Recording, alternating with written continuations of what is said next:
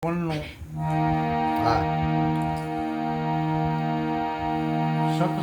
છીસોડો બનાવ્યો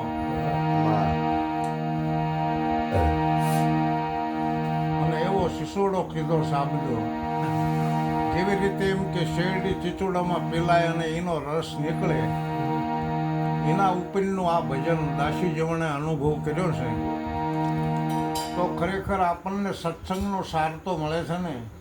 અરે આ સત્સંગ છે એ શિસોડો છે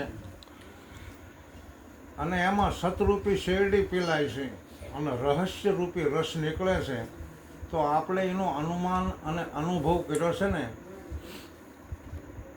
સત્સંગ રૂપી શિસોડામાંથી નીકળતા શેરડીના રસનો જે સાર છે આપણે જાણવા જેવો છે.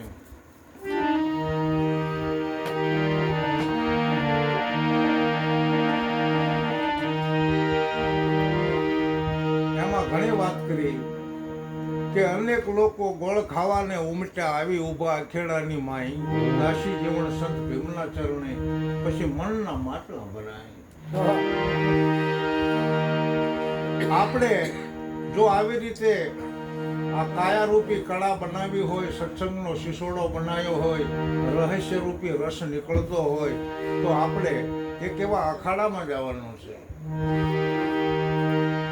અને એ અખાડો છે વચન રૂપી અખાડો અને નિર્ભય પદ આપણે જરૂર પ્રાપ્ત કરવું પડશે. અરે અરે એવું આપણને જ્ઞાન ક્યારે આપ્યું છે? સવારામ કે છે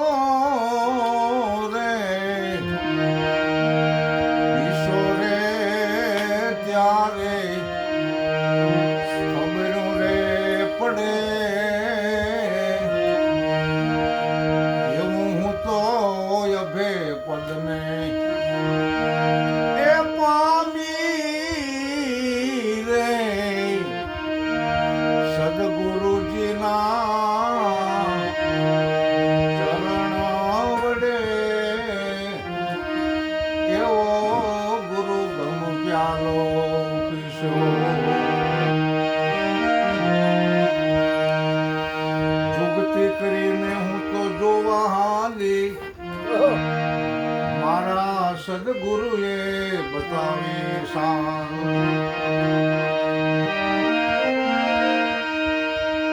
જુગતી કરી હું જોવા હાલી મારા સદગુરુએ બતાવી જોને શાન. અમરનગરમાં મેં તો આત્મ દેખ્યા અને હું તો ભૂલી ગઈ મારા દેહનું ભાન. પછી નિર્ભય નાતો એ બાંધો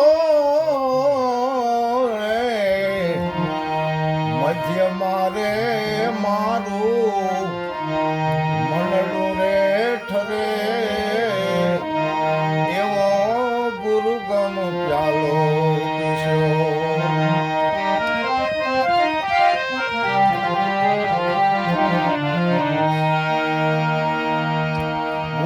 પ્યાલો એટલે જ્ઞાન લેવા આપણે બેઠા અને ગુરુ મહારાજે પ્યાલો પાયો.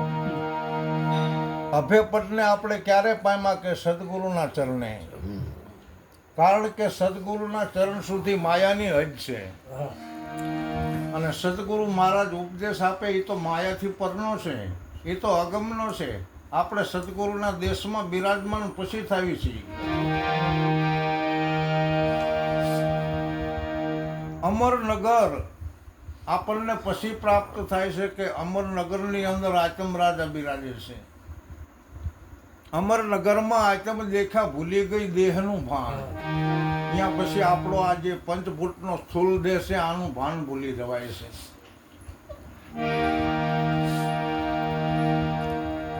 અમરનગરમાં આચમ દેખ્યા ભૂલી ગઈ દેહનું ભાન પછી નિર્ભય નાતો બંધાણો. આપણે સદગુરુ હારે નાતો બંધાણો છે કેવો? નિર્ભય નાતો છે કે જ્યાં જરાય બીક નથી, જ્યાં જરાય અંધશ્રદ્ધા નથી, જ્યાં જરા જરાધ્યાસ નથી, એવો નિર્ભય નાતો બંધાણો છે. અને મધ્યમાં આપણને સ્થૂલદેહ મળ્યો છે એટલે અહીંયા મન મળ્યું છે, આપણને અંતકરણ મળ્યા છે, મનને ઠરવાનું ઠામ મળ્યું છે. તો આ વખતે ગુરુગમ પ્યાલો પીતા આપણું મન ઠરીને ઠેકાણે પડવું જોઈએ.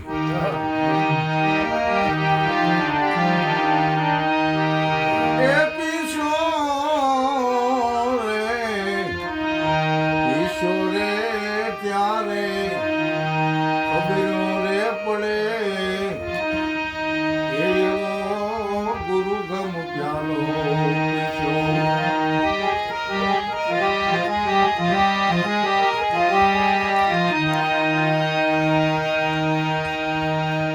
પશ્ચિમ ખડકીમાં જાગી જોયું, ત્યાં તો ઝળહળતી ઝળકે જો ને જો,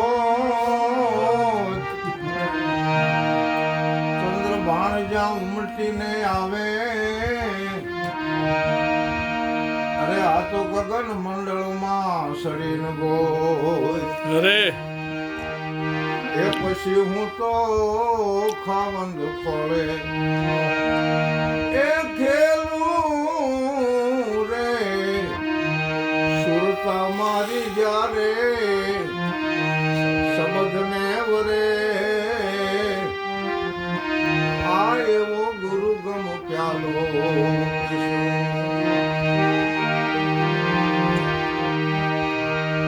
સદગુરુ મહારાજે જ્યારે ગુરુગમ પ્યાલો પાયો એટલે આપણા શરીરની 10 દિશાઓ છે, જેમાં પશ્ચિમ અને દક્ષિણ કર્મ ઇન્દ્રિયોમાં છે, અને ઉત્તર અને પૂર્વ દિશા આપણી જ્ઞાનેન્દ્રિયોમાં છે, અને હાથ પગ એ ખૂણા છે, અને મસ્તકનો ઉપલો ભાગ આકાશ છે, અને તળિયાનો ભાગ પૃથ્વી છે.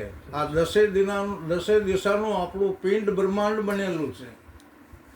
તો એમાં પશ્ચિમ ખડકીની અંદર જ્યારે હું જોવા ગયો, સુરતા રાણી કહેશે, તો આ પશ્ચિમ ખડકીની અંદર જળહળતી જ્યોતના મને દર્શન થયા છે. બસ પછી સદગુરુના ખોળે મારે કાયમના માટે ખેલવાનું છે. ચંદ્ર અને ભાણ નામની જે 2 નાડી છે આપણા શરીરમાં, બરાબર, આ જે ભજન છે ને આખું ગુરુગમ પ્યાલાનું છે, આધ્યાત્મિક અને ગુરુગમનું જ્ઞાન છે, પરંતુ આમાં કર્મયોગ બતાવ્યો છે, અને કર્મયોગની અંદર થોડું નાડીનું જ્ઞાન છે.